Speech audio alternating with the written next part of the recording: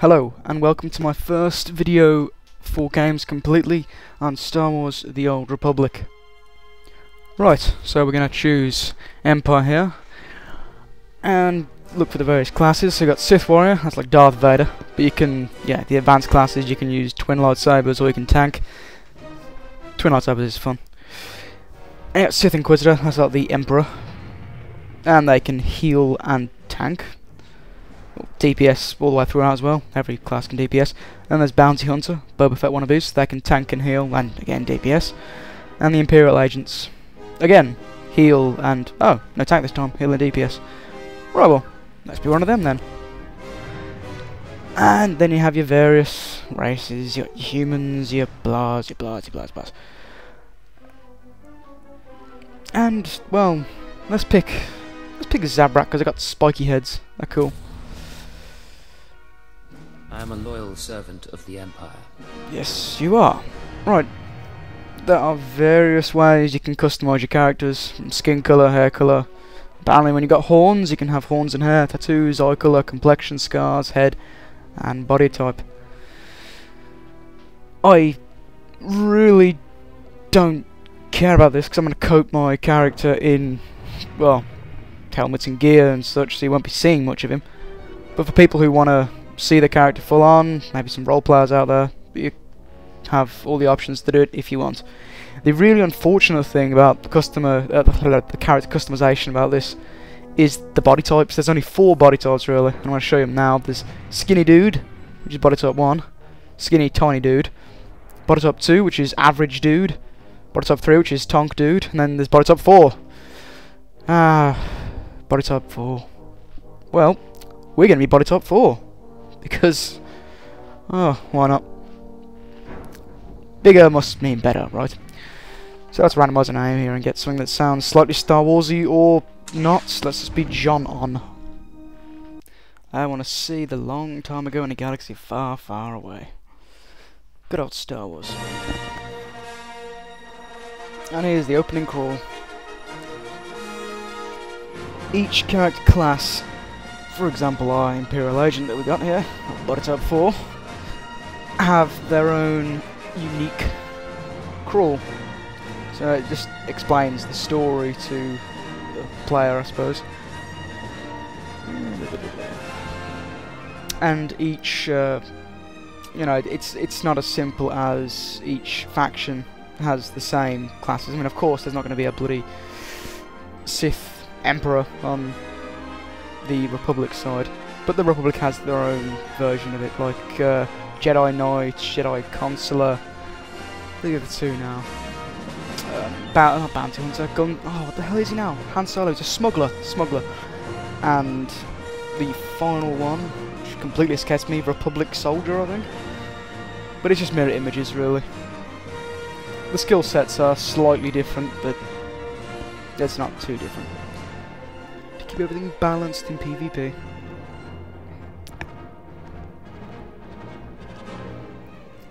The thing that's most different about Star Wars and other MMOs is how much of a story-based game Star Wars is.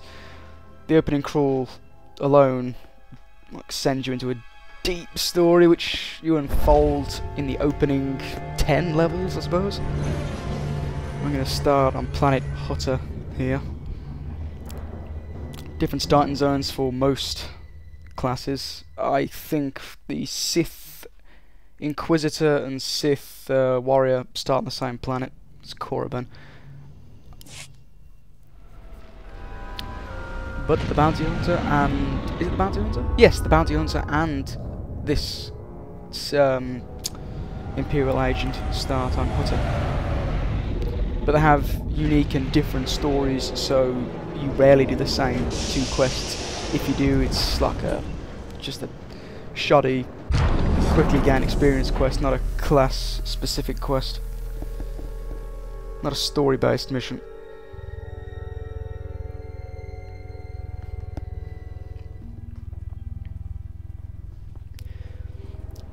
For people who want to make comparisons to other MMOs, the Sith Inquisitor is almost like a mage, the Sith Warrior is like a warrior of some kind, the Bounty Hunter hunter, I suppose.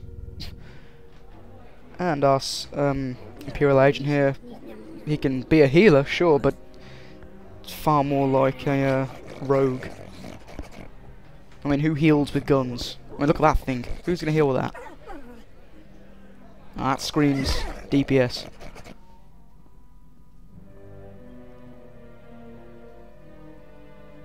Not exactly a nimble, stealthy DPS, but that's kind of the idea. And so his body type is almost ironic. Float like a butterfly, sting like a bee.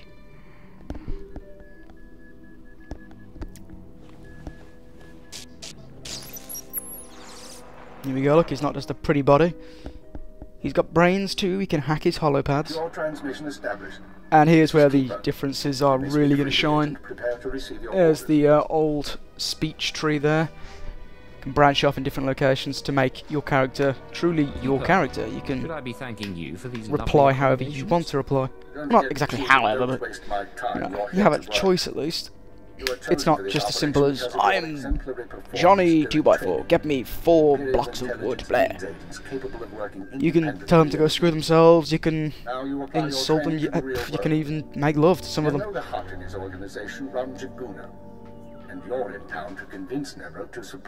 So you can choose to be obedient, or angry, sarcastic. You can make your character more like you, and that's really good for the role players. It's also just fun, just to tell someone to go screw themselves once in a while. I want you to obtain access to the Nemero clan's inner circle. You require a cover identity. One of our contacts. It can also affect what kind of gear you get later on, because you can have light side and dark side regardless of what faction you're on. So you can be a really light Sith warrior if you want to, or a really dark Jedi. She will be waiting for you at a safe house. Locate him, take what he offers, and that affects what kind of gear you can achieve through light and dark side points. It's not the best gear in the game, but it's fun gear. Others are independent. Your combat training should see you through, but expect brutality and I believe they're also working on neutral gear, so it's not going to affect you to make that one good decision, or that one bad decision, or, you know, just being neutral throughout, picking light and dark as you see fit. Right, well, the controls are very similar to other MMOs. Here you go, look, it's /dance to jig away. But let's stop doing that now. The movement is almost identical to MMOs like WoW. It's a fairly pretty game. And there is, of course, a chessboard. Wookiees like to rip arms off people when they lose. And see this here, this is a quest zone, so once you've exited it, you can't go back into it. But that's only because you don't need to go back into it. There is absolutely no reason why you'd have to go back into that. And it's just so the game doesn't have to render that place again. That also stops other people from running in and interrupting your quests. They can only get in if you invite them in, which is quite cool. And every class, as of one of the updates, I can't remember which one it is, have a sprint function and some kind of... I think this is where this class is wholly different to all the others. I think Smuggler on the Alliance, on the Republic side is similar. You have to take cover to do most of your more advanced attacks. Let's see here, this says, come here, dive into cover. That's also really good because it improves your dodge rating and your block rating a hell of a lot. There we go, look, let's drop us a little bomb on them and blow it up. That bomb there I wouldn't be able to access that bomb unless I was in cover. And let's hop into cover, roll on in, and kill them. Another thing that's different in Star Wars to other MMOs, you don't have an auto attack function, you have to keep clicking attacks. that may sound annoying, but it's you don't notice really. And to me at least, it makes the combat feel more, I don't know, fluid. Like your buttons do something, as opposed to just hit auto attack and snooze a bit. I know that's not the case later on, like endgame MMOs, but from the beginning it's literally just attack, let it go. Whereas on this you have to keep going. But see, I can't use that bomb unless I'm in cover. So, get into cover. Yeah, we'll do nicely. Lay the bomb down. See, they can't hit me. That's good. The only other class that can do that is the smuggler on the Republic side. So, in PvP, I can easily see how this class is going to be a pain in the ass. And this green door here, this is going to be another quest for me. See, look, entering story area, owner Jono. That's me.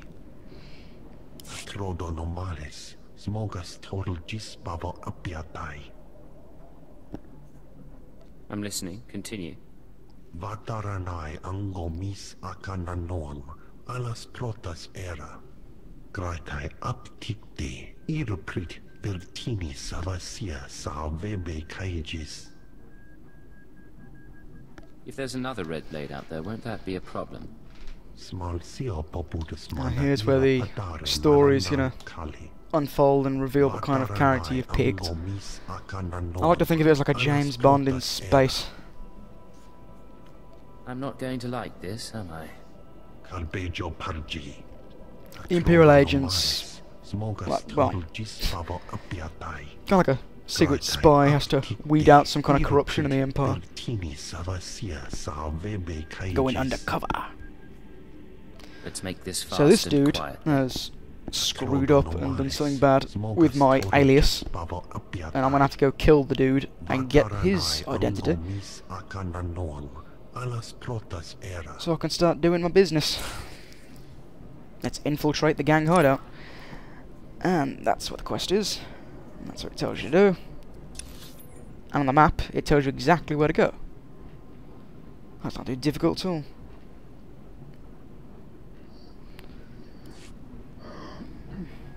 So let's go.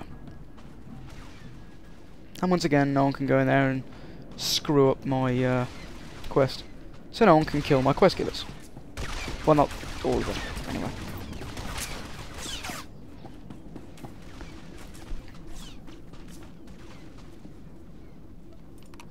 Might as well deal with these guys. Boom.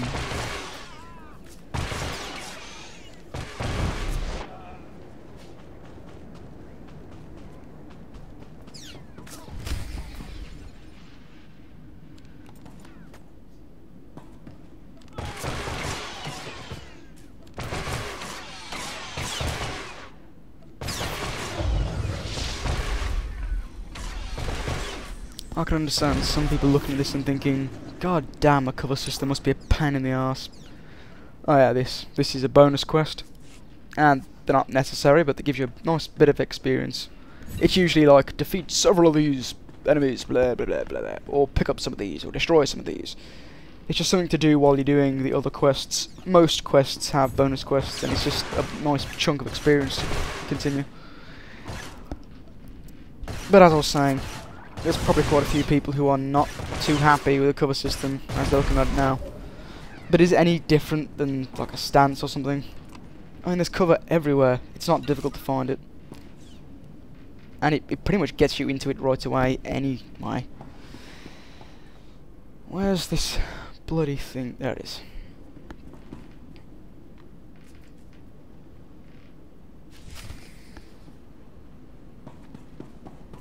And the more you play it, the less the cover system is going to sort of be noticed.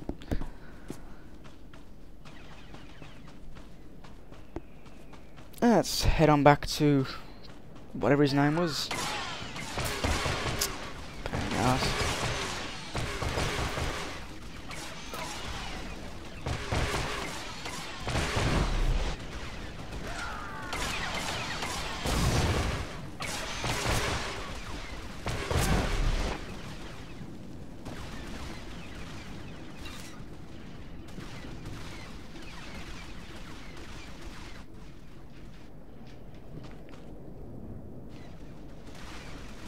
That is quite pretty.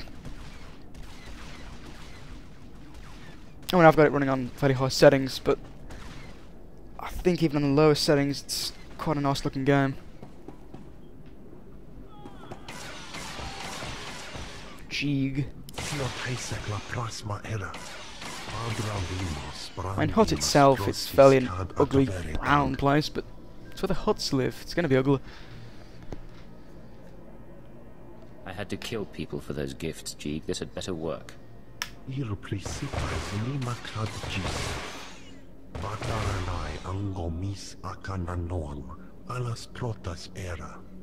Jeeg, from this point forward, operational security will be at a premium.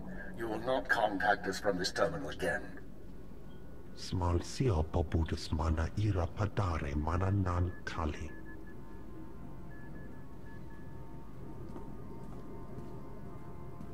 I understand you corrected Jeeg's mishandling of the situation, Agent. We'll now proceed. That creature didn't just mishandle things, he messed up badly. Possibly, but we will use him until he's outlived his function. Your next task is to access Nemro's inner circle. Present yourself to the Hut as a fellow gangster. The Red Blade. And offer him Jeeg's gifts. One of the gifts is implanted with a listening device, which we will use to monitor conversations within Nemro's Either the palace. James Bond stuff's gonna get Are you listening for something interesting. specific? At this juncture, Plant a listening our device, primary Bond. goal is to find weaknesses in Nemro's organization. Even if the Hut won't join us, we might influence his lieutenants. Talk to Nemro and his men. Determine who we can turn and how we can sway them. We will be listening. In that case, I'd better watch my mouth. I expect my ears can handle it, Blade. Be careful what you say. And lose the accent. When you're in the Hut Palace, you're no longer lose the an accent, Imperial. eh? Contact me from the cantina once Nemro has his presence. What if it's Keep gonna an sound eye- like some hairy, fat New Yorker plumber? Let's see, shall we?